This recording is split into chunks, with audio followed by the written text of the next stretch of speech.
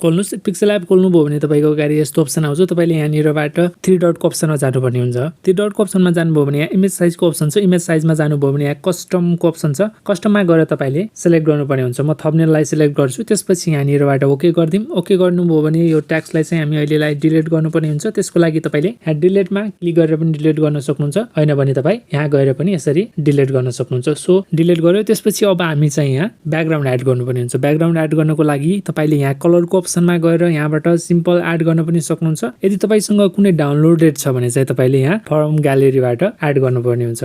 So म from gallery त्यसलाई म यहाँबाट लगाइदिन्छु। त्यसपछि अब हामीले चाहिँ के गर्नुपर्ने हुन्छ, फेरि प्लस आइकनमा जानुपर्ने हुन्छ। प्लस आइकनमा गयो भने चाहिँ तपाईँको अगाडि यस्तो अप्सन आउँछ। तपाईँले यहाँ फ्रम ग्यालेरीमा जानुहोस्। फ्रम ग्यालेरीमा जानुभयो भने तपाईँको मोडलको फोटो लिनुहोस्। यानि कि मेरो मोडल कार हो एउटा। कारलाई म यहाँनिर क्रोप गरिदिन्छु।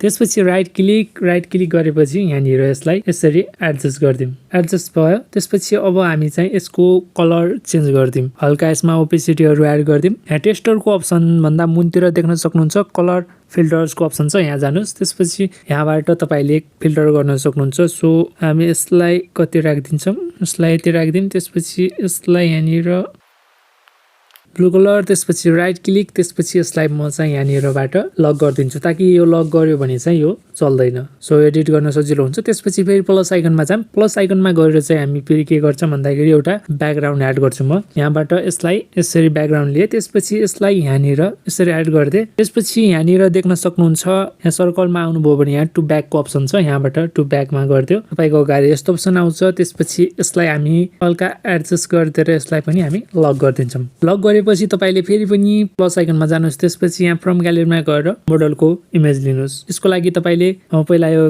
इमेज लिन्छु। त्यसपछि यसलाई हल्का क्रोप गरिदिउँ। सो यहाँबाट म यसलाई यसरी लिएँ। त्यसपछि यसलाई साइज गरिदिन्छु, कस्टमाइज गरिदिउँ। त्यसपछि यहाँबाट चाहिँ यसलाई म चाहिँ यसको अगाडि राख्न चाहन्छु। सो मैले यहाँनिर राख्दिएँ। त्यसपछि देख्न सक्नुहुन्छ यो यहाँनिर एडजस्ट भइसक्यो। त्यसपछि यसलाई यहाँनिरबाट यसरी यहाँनिर एड गरिदिन्छु। त्यसपछि यहाँ प्लस आइकनमा जान्छु फेरि। त्यसपछि अर्को मोडललाई लिनुपर्ने हुन्छ हामीले। मोडल रेडी छ। सो यसलाई पनि हल्का क्रोप गरिदिउँ। त्यसपछि यसलाई यहाँनिर यसरी गरिदिउँ। सो यसलाई यहाँ राखेर म यसलाई लक गरिदिन्छु फर्स्ट। सो कारको साइज हल्का बढाइ यहाँनिर राखेर यसलाई लक गरिदिन्छु फेरि। यहाँनिर आयो। त्यसपछि अब चाहिँ हामी फेरि प्लसको अर्को मोडललाई एड गरौँ।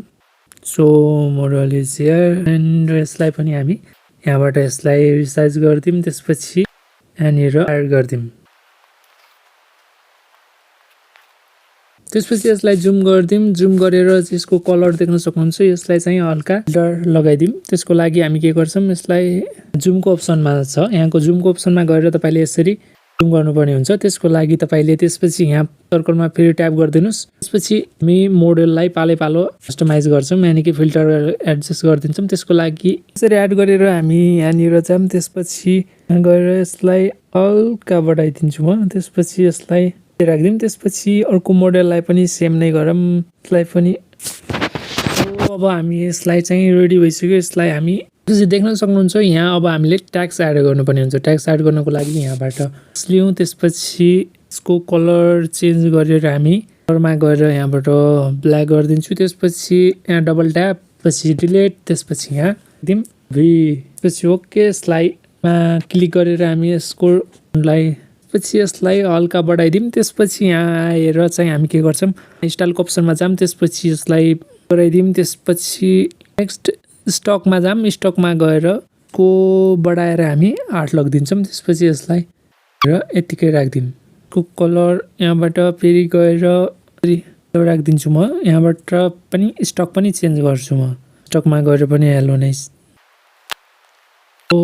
यसलाई हामी ब्लू एड गरिदिउँ। त्यसपछि यहाँनिर पनि यो फेरि हामी ट्याक्समा जान्छौँ। ट्याक्समा गएर फेरि पनि यसलाई स्लाइड गरिदिउँ। डबल ट्याप गरेर यहाँनिर लेख्नुपर्ने हुन्छ कमिङ सुन टल एन्ड देन स्टाइलमा जान्छौँ। स्टाइलमा गएर यसको फन्ट बढाइदिन्छौँ। त्यसपछि सक्नुहुन्छ पोस्टर रेडी भयो। यो सेभ गर्नको लागि तपाईँले के गर्नुपर्ने हुन्छ, यहाँ एउटा सिम कार्डको जस्तो अप्सन देख्नुभएको होला, यसमा क्लिक गर्नुहोस्। त्यसपछि सेभ एज इमेजको अप्सनमा जानुहोस्। त्यसपछि यसलाई पिएनजी गरिदिनुहोस्। त्यसपछि कस्टमाइजमा गएर तपाईँले यसको रेजुलेसन सिलेक्ट गर्न पनि सक्नुहुन्छ, अदरवाइज तपाईँ सेभ पनि गर्न सक्नुहुन्छ।